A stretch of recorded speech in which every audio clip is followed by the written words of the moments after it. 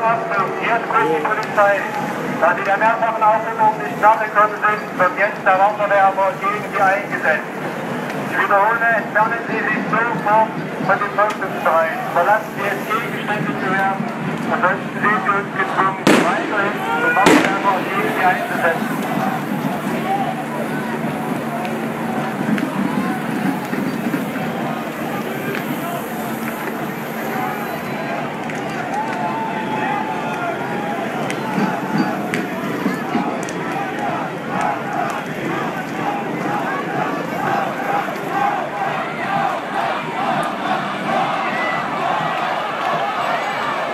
Achtung, hier spricht erneut die Polizei.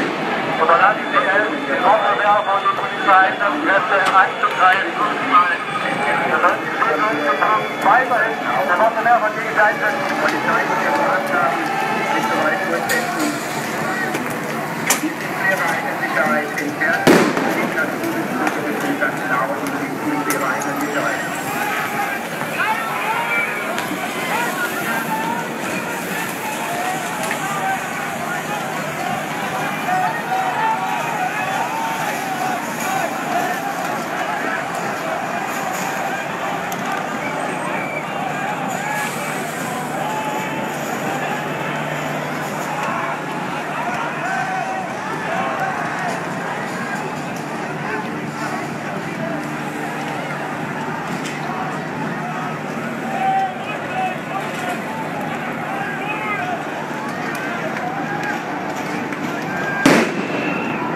Achtung, hier spricht die Polizei. Und die Personen vor und neben dem Wasserwerfer.